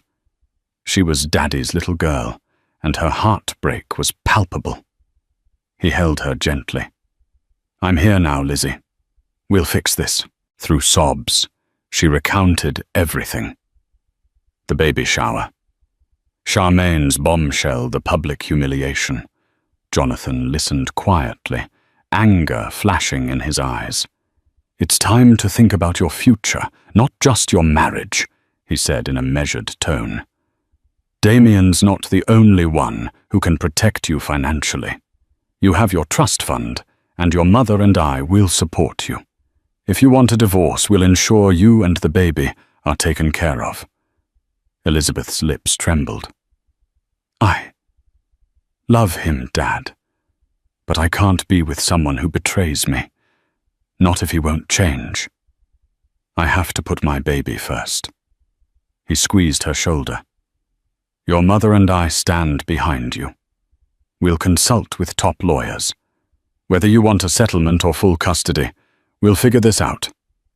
Elizabeth took a shaking breath. "I just need time to think. I don't want a drawn-out court battle. It's too much stress for the baby. But I won't let Charmaine ruin my life." Her father nodded. "Take all the time you need. We'll keep your options open." In that moment, Elizabeth felt a seed of strength. She might have lost faith in her marriage, but she wasn't helpless. She had her own resources and a powerful family behind her. She vowed not to let her child suffer because of Damien's mistakes. Meanwhile, Damien scrambled to contain the fallout. He held emergency meetings with his PR team and business partners. They devised a strategy to minimize damage, releasing a statement that personal matters are being handled privately and urging the media to respect the family's privacy. But the tabloids thrived on scandal, and every new rumor about Charmaine's alleged pregnancy fueled more headlines. Damien left countless voicemails for Elizabeth. She rarely answered, speaking only when absolutely necessary, mostly about her doctor's appointments. Desperate, he drove to Connecticut unannounced, ignoring his schedule of business calls. He found Elizabeth in the backyard garden, tending to a patch of hydrangeas. She looked serene, though heartbreak lingered in her eyes. Bella, seeing Damien approach, quietly slipped inside. Elizabeth rose, wiping her hands. "Damien." He swallowed hard. "Lizzie, I know you need space, but I had to see you." She shrugged. "I'm guessing your board is demanding that you fix this mess." He sighed. "They are. But that's not why I'm here. This is about us, our baby. I'm sorry I let Charmaine get so close. I was an idiot letting her host that shower. And if she's really pregnant, I'll deal with it." Elizabeth inhaled slowly, the weight of her sorrow evident. "I'm not sure there's an us to fix anymore, Damien. You humiliated me. You lied. You might have fathered another child. How do we come back from that?" He stepped closer, voice cracking. "By remembering what we had, what we still have. We've always been there for each other, especially after our miscarriages. Don't let Charmaine's scheming tear us apart." Elizabeth bit her lip. Memories of their wedding day fluttered in her mind, the quiet vows, the sense of hope. Could she forgive him? Finally she spoke. "I can't just snap my fingers and pretend everything's okay. I need to see you genuinely change. I won't raise this baby in a broken home. But I also won't let you walk in and out as you please. It's all or nothing." He nodded, tears gleaming in his eyes. "I understand. Whatever it takes, I'll do it.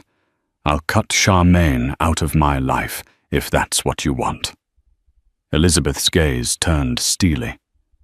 "What if she's pregnant with your child? You can't just walk away from that responsibility." Damien looked pained. "I'll provide for that child, but that doesn't mean I have to be with her. I want my family with you." Elizabeth's throat tightened. "Show me you mean it." Because if this is another lie, Damien, I promise you I will walk away for good. A week later, a private meeting was arranged. Elizabeth insisted on seeing Charmaine's proof of pregnancy before making any decisions. Charmaine agreed to a meeting, likely eager to flaunt her hold over Damien. They chose a neutral location, Gerald Anderson's stately townhouse in the Upper East Side, away from prying paparazzi cameras. Elizabeth brought Bella and her father. Damien arrived with 2 of his lawyers. Charmaine came with a small entourage, including a self-proclaimed celebrity attorney known for high-profile cases. Tension was thick. Jonathan Redwood set the tone. "We're here to determine if Ms. Delgado is truly carrying Damien's child. If so, we'll discuss necessary arrangements and responsibilities. If not, we'll consider legal action for defamation and emotional distress." Charmaine, wearing a fitted designer dress that showed only a slight curvature at her stomach, crossed her legs confidently. "How dare you threaten me? I have every right to be here to claim what's mine." One of Damien's lawyers interjected. "We have a doctor on standby to conduct the appropriate blood tests and ultrasound. You agreed to this, Ms. Delgado." Charmaine hesitated. "I want my own doctor. Someone I trust." Jonathan Redwood shook his head. "We'll have an impartial physician, one neither side can manipulate. If you refuse, we'll assume you're lying." Charmaine's eyes flicked to Damien. "You'd do this to me." "Doubt my word," he sighed.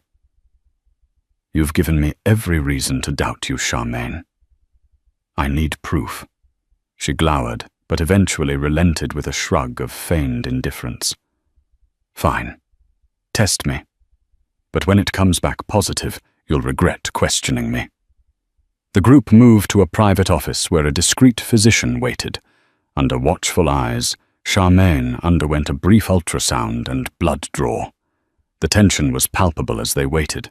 Damien stood beside Elizabeth, glancing anxiously between her and Charmaine. Bella and Jonathan Redwood watched from the corner, arms folded in silent judgment. When the doctor completed the ultrasound, the screen showed a small embryo clearly visible, measuring about 9 weeks. Charmaine wasn't lying about being pregnant. The hush in the room deepened. A tear slipped down Elizabeth's cheek. Damien closed his eyes, exhaling a shaky breath. Charmaine sent them both a triumphant smile. "Told you." The group reconvened in the townhouse parlor. The doctor confirmed Ms. Delgado is indeed pregnant, approximately 9 weeks along. Further blood tests will confirm paternity, though Ms. Delgado states Mr. Blackwell is the father. Elizabeth felt her world tilt again. Damien swallowed, looking at Elizabeth with guilt.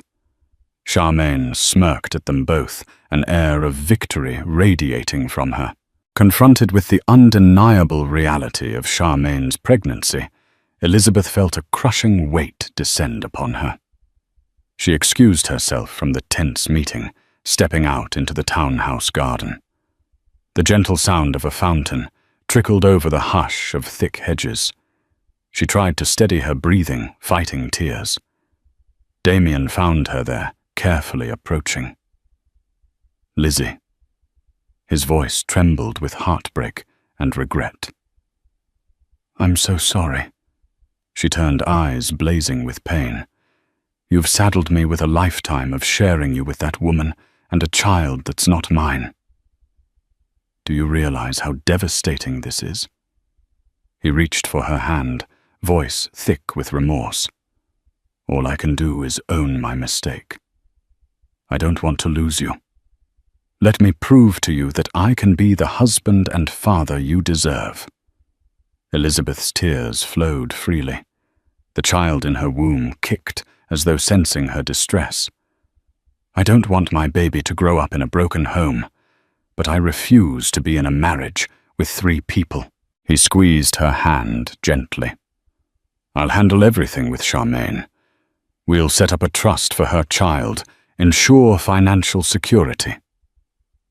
But my home is with you and our baby. She pulled away. Words aren't enough anymore, Damien. Show me through your actions. If you think I'm going to live under the same roof with you while you juggle some arrangement with Charmaine, you're wrong. I'm staying here in Connecticut until I decide what's best for me and the baby. He nodded, tears glistening. I understand. With that, they returned inside. Charmaine looked at them smugly. Jonathan Redwood gave her a cold stare. We'll be in touch regarding legal arrangements. Until then, do not contact my daughter directly. Any communication goes through me or her attorneys. Charmaine flipped her hair. Damien, you know how to reach me if you need anything, especially with the child's appointments. Elizabeth's heart clenched. Without another word, she left, followed by Bella and her father. Damien lingered behind a silent desperation in his eyes. The lines were drawn. The story exploded in the media once Harriet McAllister got wind of Charmaine's confirmed pregnancy. The tabloids had a field day with headlines like "Millionaire's double-duty wife" and "Mistress both pregnant." Late-night hosts made snide jokes. Online comments ranged from sympathy for Elizabeth to outright mockery of Damien's lack of fidelity. Elizabeth retreated to Connecticut, turning off her phone for days at a time, focusing on her health and painting to channel her emotional turmoil. Bella stayed with her, creating a buffer against the swirling press. Jonathan Redwood consulted with divorce attorneys, property lawyers, and PR strategists to weigh every possible outcome for Elizabeth. Damien did his part to distance himself from Charmaine, if only to placate Elizabeth and salvage his marriage. He cut off personal contact channeling communication through his lawyers.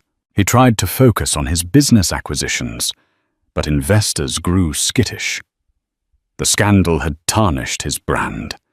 He faced a crisis in Asia when a major partner threatened to pull out unless he resolved his domestic issues. Charmaine, for her part, attended a few public events, flaunting a small baby bump lapping up the media attention. She granted Harriet McAllister an exclusive interview, painting herself as the wronged woman who had accidentally fallen in love with a powerful man. She teased that she still believed Damien would choose her if Elizabeth walked away. Despite the bravado, she was beginning to fear the Redwood family's legal might. As Elizabeth neared her 8th month of pregnancy, her doctor worried about her elevated stress levels. She decided that for her baby's well-being, she needed clarity, even if it was painful. She summoned Damien to Connecticut for a final decision. They sat in the sunroom, where the afternoon light filtered through tall windows. Elizabeth wore a simple linen dress, her large belly a testament to how close she was to giving birth. Damien, looking weary and older than his years, sat across from her. Bella remained nearby, silently supportive. Elizabeth spoke first, her voice calm but resolute. I've had time to think. My father is willing to help me file for divorce the moment I decide it's over.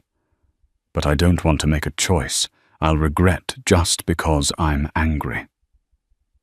Damien listened intently, clasping his hands. She continued, I love you. I want our child to have both parents. But I won't be humiliated or lied to. If I stay, I need to know Charmaine is out of our life in every possible way, except for the child you'll need to support. That's unavoidable, but I will not have her at family events in our homes or near me. Damien's eyes brimmed with tears. I swear, Lizzie, I'll do whatever it takes. I want to raise our child together, and I'll protect you from her. I made a mistake, a catastrophic one, but I refuse to lose you because of it. She inhaled shakily. Charmaine won't go quietly. You've seen how she craves attention. She's going to hold this child over your head, and she might stir up more drama. If it becomes too toxic, I'm gone. He nodded. I understand. I'll sign any post-nuptial agreement you want. We can set up a legal framework for Charmaine's baby. Child support visitation. Everything will go through attorneys. No personal involvement. Elizabeth's voice trembled. I'm giving you one last chance, Damien. Don't betray me again, because I won't survive another heartbreak. He moved to kneel in front of her, gently placing his hand on her belly. Thank you, he whispered, for giving me a chance to be a better man for our baby. She placed her hand over his tears, spilling. Don't waste it. A month later, Elizabeth's contractions began late at night. Bella drove her to the hospital, and Damien rushed from the city the moment he got the call, in the sterile glare of the maternity ward. Elizabeth labored through hours of pain, her screams echoing in the corridor. Finally, a healthy baby girl was delivered, wailing with robust life.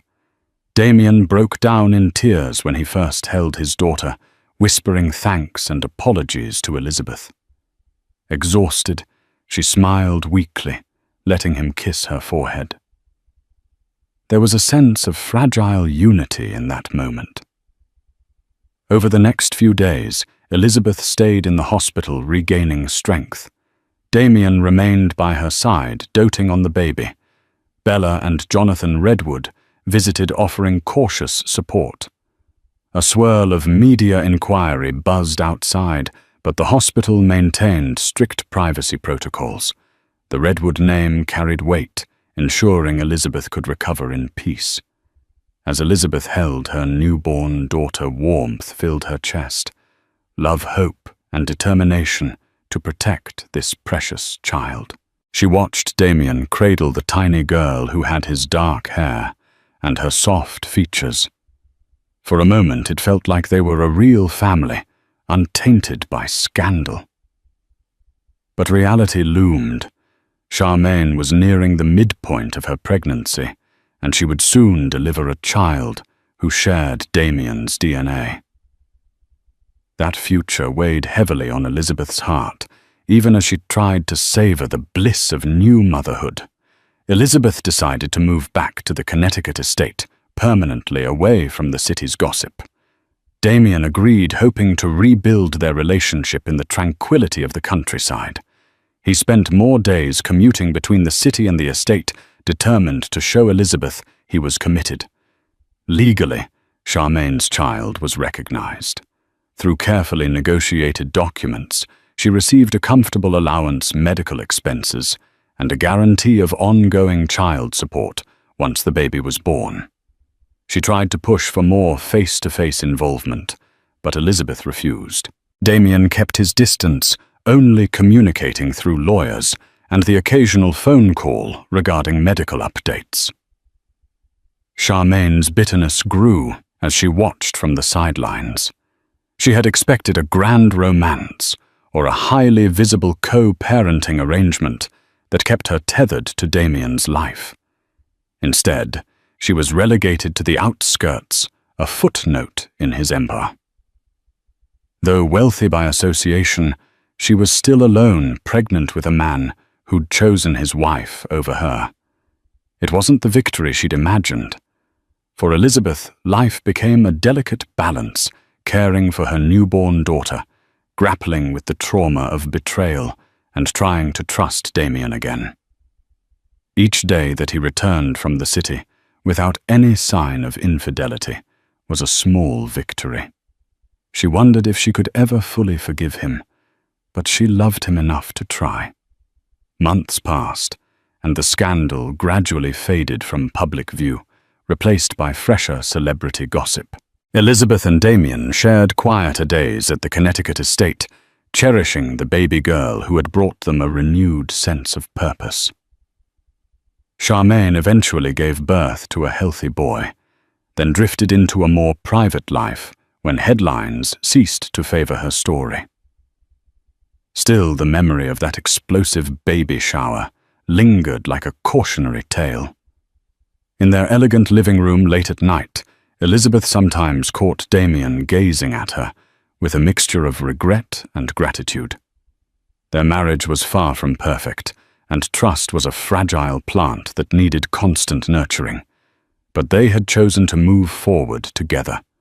And that's the story of the millionaire who let his mistress host the baby shower, only for his pregnant wife to show up with their marriage license. Love betrayal and a chance at redemption if they can hold on.